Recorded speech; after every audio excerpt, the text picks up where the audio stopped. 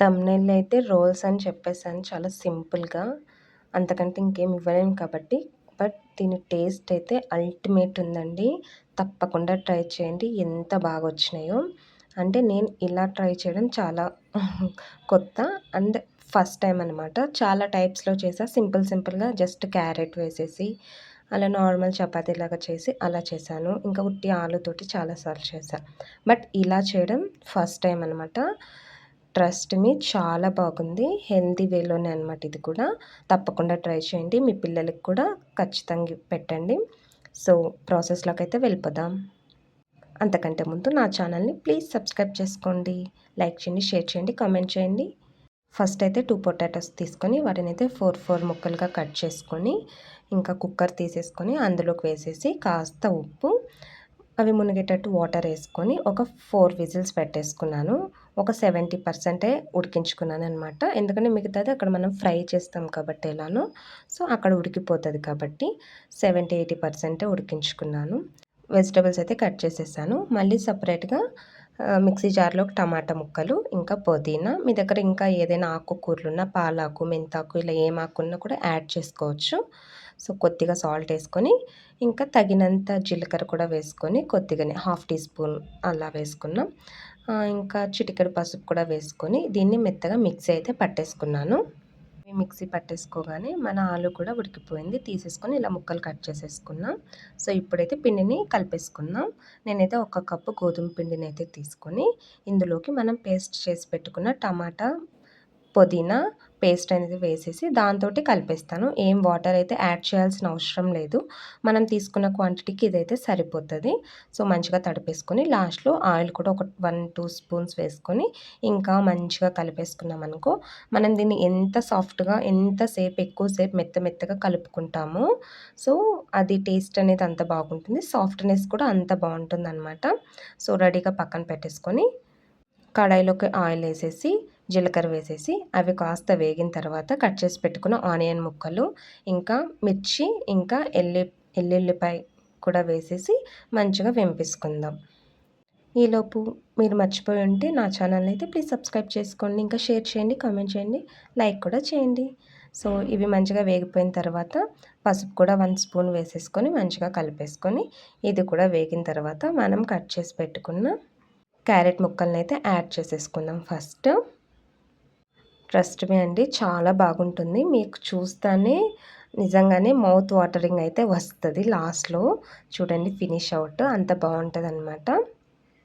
Carrot మగ్గడానికి మూత అయితే పెట్టుకున్న. అవి హాఫ్ మగ్గిన తర్వాత టమాటా, పుదీనా కూడా వేసేసుకుందాం.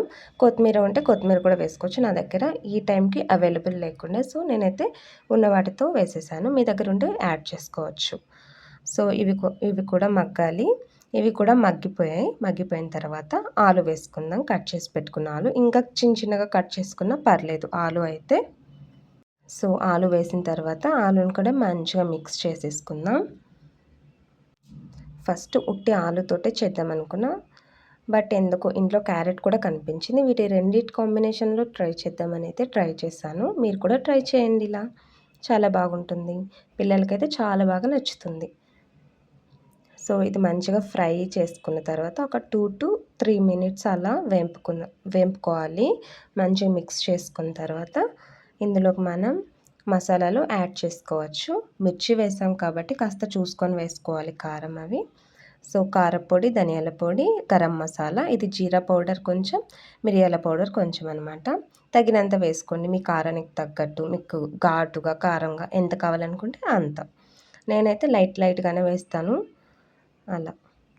సో, ఇది కూడా వేసుకున్న తర్వాత ఒక 3-4 మినిట్స్ సిమ్‌లో పెట్టేసి స్టవ్‌ని మంచిగా మిక్స్ చేసుకోవాలి. ఆల్మోస్ట్ అయిపోయినట్లేనండి. సో, ఇది మొత్తం అయిపోయింది. ఇప్పుడైతే మనం స్టవ్ ఆఫ్ చేసేసుకొని దీన్నైతే చపాతీకి, రైస్‌లోకి ఫ్రైలాగా కూడా తినేయొచ్చు. చాలా బావుంటుంది ఇలా కూడా. వాటిలోకి తినాలనుకుంటే ఇంకొంచెం స్పైస్ ఎక్కువ వేసుకోండి. సో, ఇప్పుడైతే పక్కన పెట్టేసా స్టవ్ ఆఫ్ చేసి. ఈలోపు మనం రోల్స్‌కి చపాతీ రుద్దేసుకుందాం. సో, కాస్త పొడిపిండి అయితే వేసుకొని మంచిగా చపాతీ రుద్దుకొని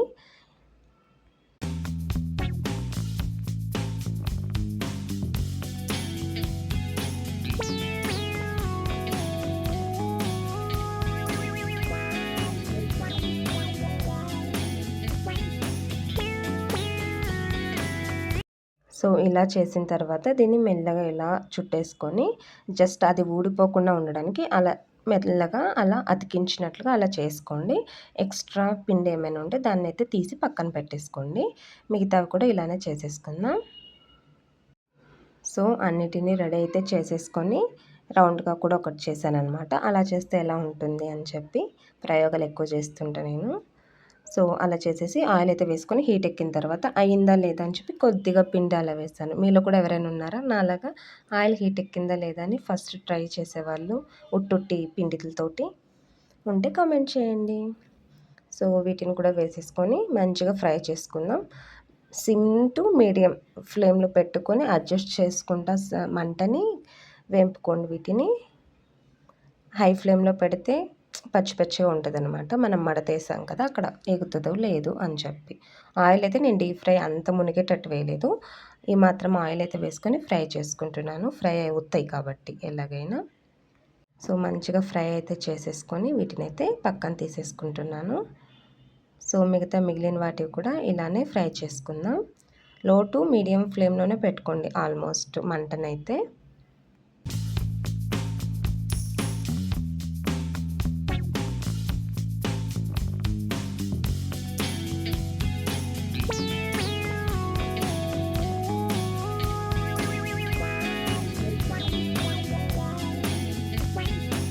సో అన్నిటిని ఫ్రై అయితే చేసేసుకున్నాను. చూసారు కదా వీటిని ఇప్పుడు ఫైనల్ టచ్ అయితే ఇద్దాం. వీటిని ఇలా కట్ చేసుకుందాం. పెద్దగా చేసాం కదా, మీరు కావాలంటే చిన్నగా చేసుకుంటే ఓకే.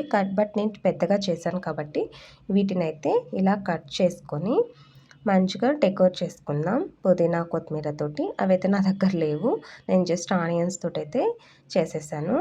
అంతేనండి, చాలా హెల్దీ, చాలా ఈజీ, చాలా సింపుల్. తప్పకుండా ట్రై చేయండి.